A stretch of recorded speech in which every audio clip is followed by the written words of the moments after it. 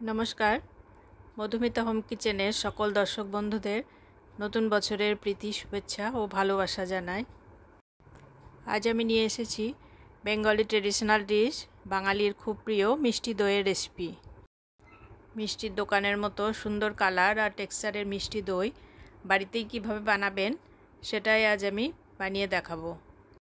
আশা করি রেসিপিটা ভালো লাগবে, তাহলে শেষ পর্যন্ত দেখতে থাকুন।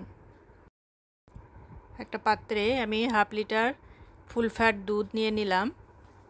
দুধটা গ্যাসে বসিয়ে দিয়েছি। এবার গ্যাস অন করে দুধটাকে ফুটতে দেব। গ্যাসের ফ্লেমটা লোতেই রেখেছি। এটা হাতের সাহায্যে নাড়িয়ে দিলাম যাতে তলায় ধরে না যায়।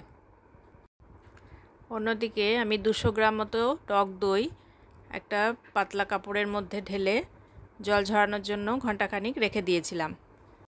এটাকেই দই বীজ হিসাবে ব্যবহার করব। জল যেন একটুও না থাকে সেটা খেয়াল রাখতে হবে। আর দইটা যেন রুম টেম্পারেচারে থাকে। ফ্রিজের দই হলে আগে থেকে বের করে রুম টেম্পারেচারে নিয়ে আসবেন। দইটা খুব ভালোভাবে ফেটিয়ে মোলায়েম করে নিতে হবে। অন্যদিকে দুধটা ফুটতে শুরু করেছে। 5-6 মিনিট মতো ফুটিয়ে দুধটাকে কিছুটা ঘন করে নেবেন। 500 ml দুধ ফুটিয়ে আমি 450 ml করে নিয়েছি। অন্যদিকে গ্যাসে একটা কড়াই বসিয়ে দিলাম। এবার মেজারিং কাপের 1 কাপের থেকে একটু কম চিনি কড়াইতে দিয়ে দিলাম। মিষ্টি দই সাধারণত একটু চড়া মিষ্টি হয়। আপনারা একটু কম মিষ্টি খেতে চাইলে চিনির পরিমাণটা একটু কমিয়ে নেবেন। দোকানের মতো মিষ্টি দইয়ের কালার আনার জন্য চিনিটাকে ক্যারামেল বানিয়ে নেব। 2 চামচ মতো জল দিয়ে দিলাম। এবার কম আঁচে এটাকে বসিয়ে রাখবো। ফ্লেম একদম লোতে রেখে এভাবেই বসিয়ে রাখতে হবে। বেশ কিছুক্ষণ পর দেখবেন ধীরে ধীরে চিনিটা গলতে শুরু করেছে, তলা থেকে সুন্দর একটা কালার আসতে শুরু করেছে। তখন একটা স্প্যাচুলার সাহায্যে নাড়িয়ে দিতে হবে।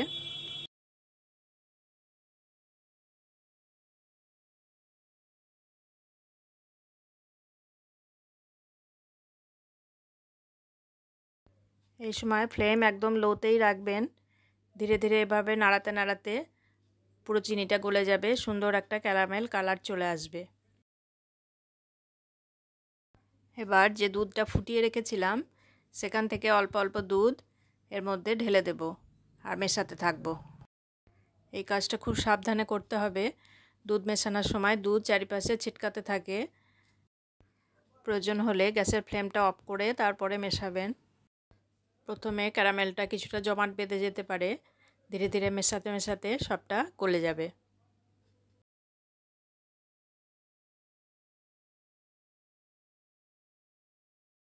ধীরে ধীরে বাকি দুধটাও ঢেলে ভালোভাবে মিশিয়ে নেব।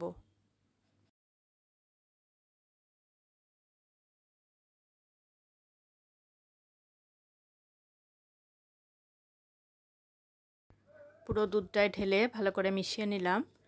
এবার অন্য একটা পাত্রে ঢেলে ঠান্ডা করে নেব।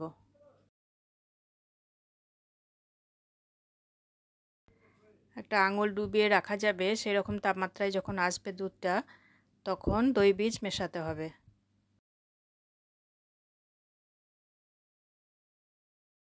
দই বীজের মধ্যে ক্যারামেল দুধ অল্প মিশিয়ে পাতলা করে নিলাম, তাহলে মেশাতে সুবিধা হবে।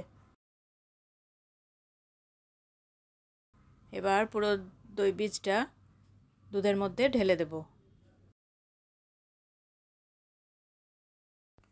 পুরোটা ঢেলে খুব ভালোভাবে মিশিয়ে নেব। দেখুন খুব সুন্দরভাবে ঘন হতে শুরু করেছে। দোকানে সাধারণত মাটির পাত্রে দই জমানো হয়। মাটির পাত্রে দই খুব ভালোভাবে বসে, কিন্তু এমনটা নয় যে মাটির পাত্র না হলে দই বসবেই না। বাড়িতে আপনারা যে কোনো পাত্রে বসাতে পারেন। স্টেনলেস স্টিল, কাঁচ বা চীনামাটি সব পাত্রেই খুব ভালোভাবে দই জমে। আমি এখানে চীনামাটির পাত্র নিয়েছি। এবার এর মধ্যে ঢেলে নিচ্ছি।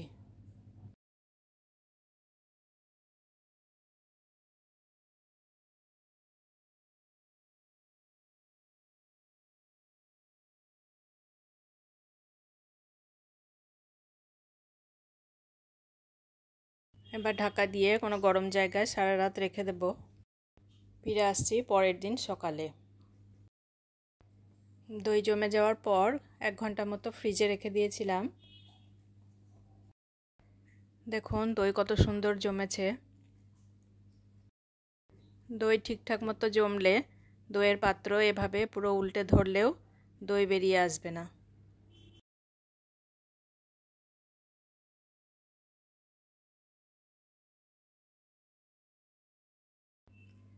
এবার একটা চামচের সাহায্যে কেটে দেখাচ্ছি দইটা কত সুন্দরভাবে জমেছে। আজকের এই রেসিপি যদি আপনাদের ভালো লাগে অবশ্যই লাইক, কমেন্ট ও বন্ধুদের সাথে শেয়ার করবেন। নতুন আর একটা রেসিপি নিয়ে ফিরে আসবো পরের ভিডিওতে। সকলে ভালো থাকবেন, সুস্থ থাকবেন।